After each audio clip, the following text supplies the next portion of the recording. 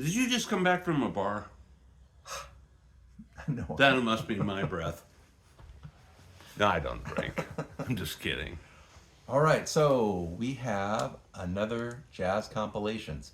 This time from the Champ, it's from your collection, Champs Champ. collection. Yes. I have to have put these things together for him, you Yeah, know. okay, His so- wife's not here to tell him what he's doing. What am I doing?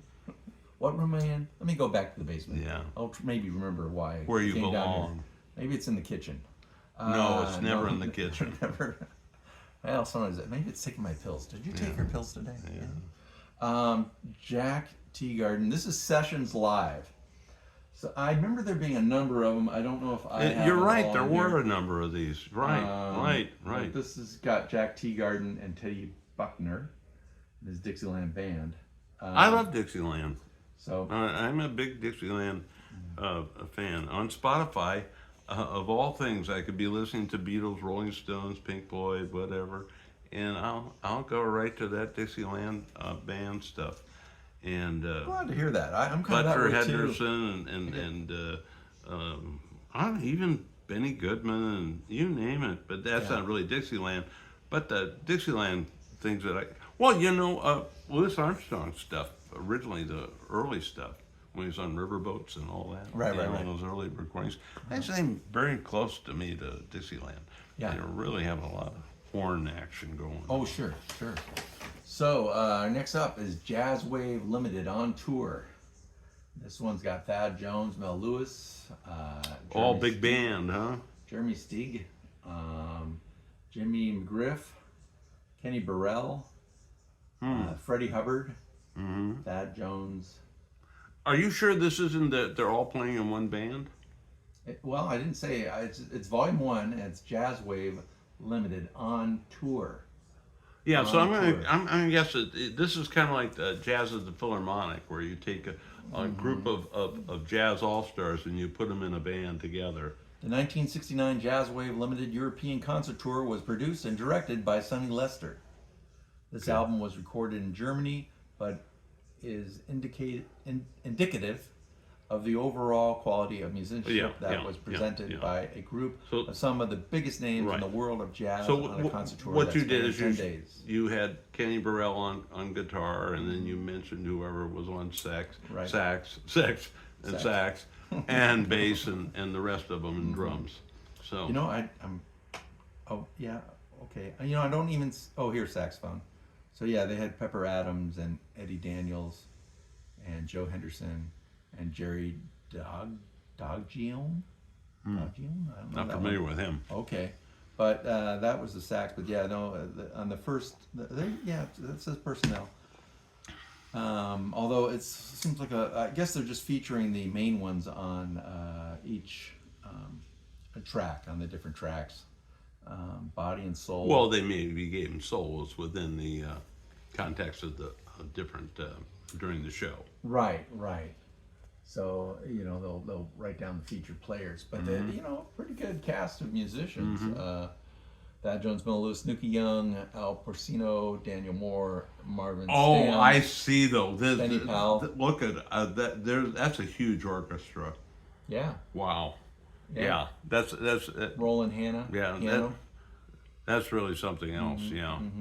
So You can imagine the Blue Note expense Records. of taking that many people on a European tour and Yeah, paying for their meals, 1969. hotels, and flight. it might have been done do it in '69. It did. Yeah. Later on, it was tough. That was tough then too. Yeah, I remember seeing Maynard Ferguson in the '80s, and somewhere in the '80s, it just got to be too expensive. I mean, I remember him coming and performing at a high school or college. No, it was college.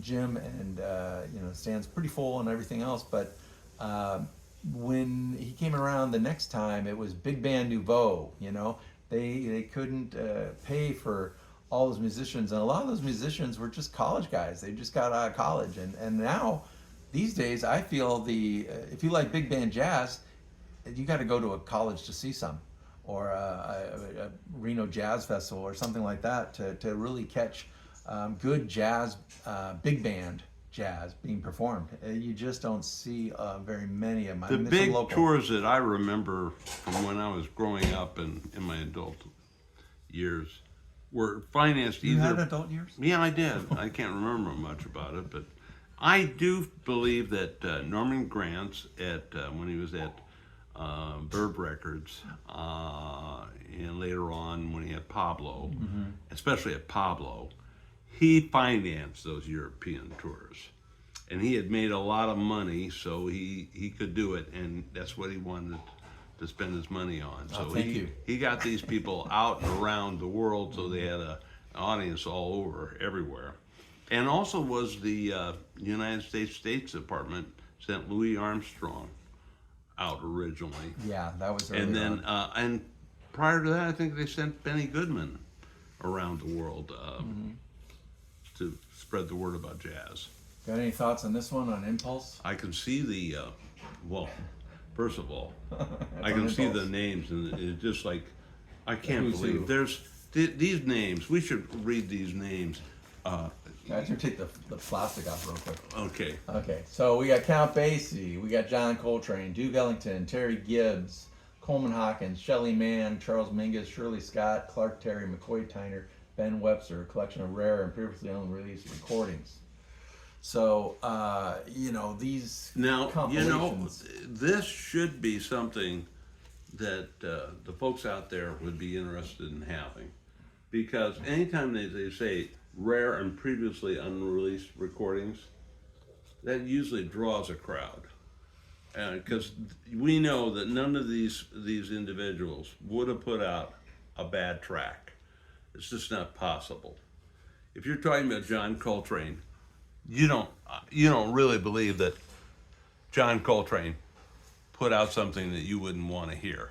I don't care from what era it was or what. I mean, the man was a genius. Yeah, I always wondered And- what they have sitting in the Right, libraries of right. these. And there are, a lot of these jazz stars felt that they were better off because of the segregation and the racial discrimination that they were feeling and touring, and that didn't happen to them in Europe. And they felt the warmth and love over there. Mm-hmm. It was All right. Well, this is I don't know not if this blemished by any is, right. This wasn't static done in of Europe people or that- anything, but yeah. I don't know exactly where these tunes are coming from as far as Rudy Gelder.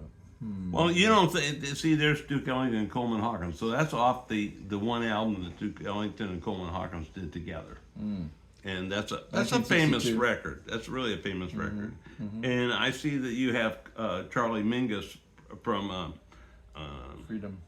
yeah, and on Impulse. That's got to be right from the heart of his career. 1963. McCoy Tyner. This is the best years of McCoy Tyner's career too. So all in all, this is really good stuff. Really good stuff. And I like Shirley Scott. Now Shirley Scott is a jazz organist, Yep, I like him too. but What was the one, Girl Talk? I think she did a nice cover of Girl Talk that I really yeah, dig. yeah. But yeah, I Tina Brooks is another jazz organist that's really Ooh. fantastic. Yeah, Good turn one me to on to look some of up. that. Yeah, or maybe I'll just go on YouTube and check some of yeah, that out. you will. So what's next? What's next? The greatest jazz concert ever. That's all. Just the greatest jazz concert ever at Massey Hall. Do you have this one?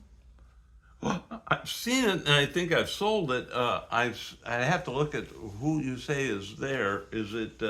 Are we talking about Thelonious Monk and Charlie Parker, Parker. Dizzy Gillespie, Bud Powell, Max Roach, Charles Mingus. On side 3 and 4, Bud Powell, Charles Mingus. This sounds Max like Roach. something that Norman Granz put together with those artists there. So I'm going to guess that In the he's. months of 1953, the membership of the New Jazz Society of Toronto was polled in order to determine that body's ideal group of bebop players. The musicians selected would be contacted as to form a supergroup to play in concert in that city's Massey Hall. Kind of like a jazz at the Philharmonic. But another just solid Very good, jazz solid, very live. solid. I like Yeah. live. I mean, sometimes it depends how it was recorded and all that. But Well, sometimes it's those live recordings. Miles Davis at Newport is a historic recording where people said, "Whoa, that separates him from every other trumpet player." You gotta listen to Miles Davis at Newport, and many jazz artists went to Newport when they were thinking that their careers were over or that they just wouldn't make the pinnacle of success, and they went to Newport and just blew the jazz critics out of the water, which put them in the New York Times and Billboard and Village Voice and all those magazines, and made them legends, really. so from the pinnacle to maybe not the pinnacle. Design Stereo Spotlight Series and Spectrum Sonic Sound. Well, this is a label that would be found in the supermarkets, Right, and I'm right. not trying to knock them for that, but this is definitely a label that was a budget label, and really 99 cents is. Remember that this is an era that when this record came out that really great albums were mono $1.99 and stereo were $2.99. So this record, taking outtakes of recordings that they could buy from different record labels of songs that really were marginal in the first place. Cy Zender. I know. That's big band. It's a big band. Yeah, Okay. big band. Kind of I'm not like really- the guy that might do a film score. You know, be the band on a film score or Okay. something. Yeah. Or They call it your sweet- backup band to somebody in Las Vegas or someplace. Oh, okay. Yeah. Okay, but yeah, they got a few on here. The Claude Thornhill. Never heard of them. Oh no, Oh. Claude Thornhill is a '40s big band type guy Okay. that went around. Well, I yeah. haven't heard of him. No, you're too young. Too young. Oh, There's okay. 14 years difference between him and I, Yeah. and I'm only 40. So no. So anyway, Yeah. So those I have some of those in my collection, but those aren't the ones that are as exciting. As oh, some I of the love others. this album. Oh Here's gosh, I one love this that's, album. Looks like at least 2, if not 3 records. I might be 3. The saxophone. I think it's 2. Isn't it 2? Oh, there's something definitely in the middle there, and yeah, there's 3. There's 3 in 3, this. huh? 3. Man. The saxophone critical Boy. analytic guide to the major trends in the development of the contemporary saxophone tradition. Jumping with Symphony Sid, Lester Young sounds completely at home. That's on side 3. Body and Soul is on side 1. Well, this has got the who's who of Yeah. saxophone on here, Yeah. and looks like it's going to be just fun as all get out. This Body and Soul by Coleman Hawkins. When I heard that on this record, I just said that's stunning. But this is really great stuff. Great stuff. All the things you are, Don Bias, Bud Powell. Yeah. We got Charlie Parker here too. Yeah. Yeah, well, Lester Young too. I mean, it's just like I said, Charlie Hayden. We never talked about Charlie Hayden, but that was a man that, considering he was a bass player and all, really, he had just a long career, and even his last few records were big sellers, considering they were jazz, And yeah, I think he had a band that he formed that was called the Liberation Orchestra, which was really kind of avant-garde and really broke out. But he's very well respected. Of course, it passed away now, but this is a very great album to have. I can't give this enough stars. Yeah, this has got 6 sides. So of a lot of solid stuff Right. and things to read, while you're listening to Right. it. And I don't know. Do you know? I feel like there's others in this series too. Do you No, know? not that record. No. No. There isn't the trumpet. No. Dang, that would have been nice. No. Well, that's good to know. Jazz West Coast Volume 3. Jerry Mulligan, Chico Hamilton, Bud Shank, Art Pepper, Chet Baker, Russ Freeman, Chet Baker, Bud Shank, Bob Cooper, Jim Hall, Phil Urso, Bob Burgess, Russ Freeman, and Bill Perkins. Yeah. What you got? Most of those players originally were recorded for Pacific Jazz. Pacific Jazz had about 500 different titles when they finished being in operation.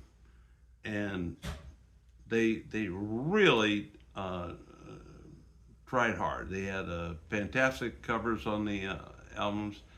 To get Chet Baker originally when he's just starting out, and he did a number of albums and tracks for them. And Jerry Mulligan the same, and Chico Hamilton.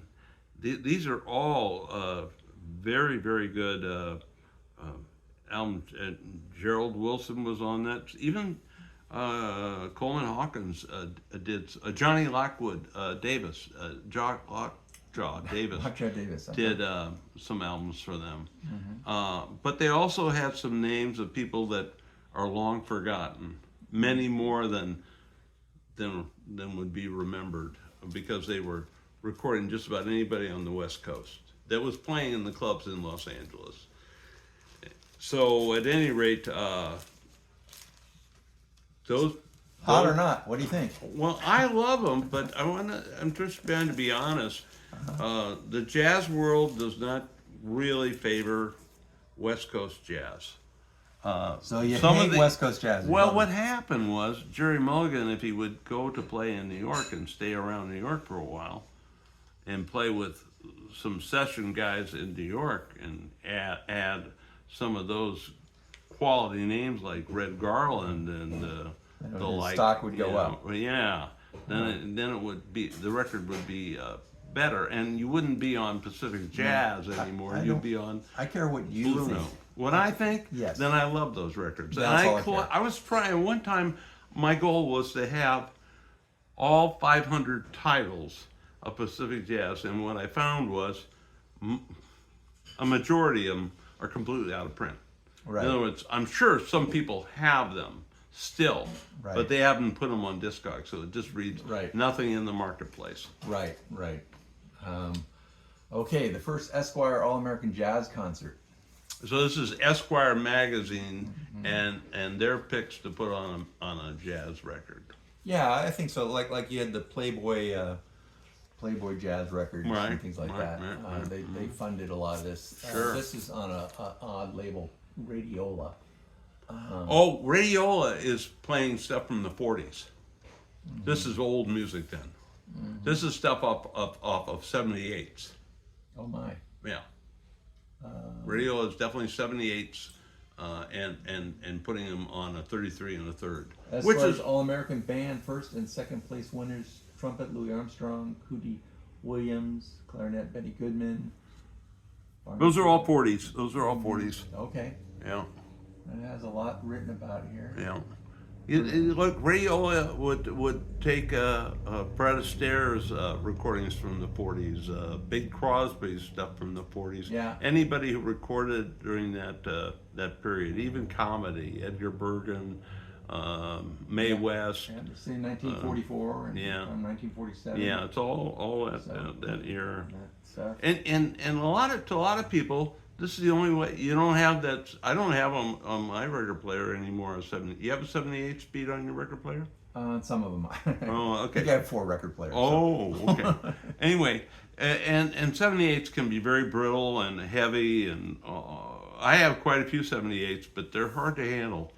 I don't even like to pick up the boxes that they're in, and because it hurts my back.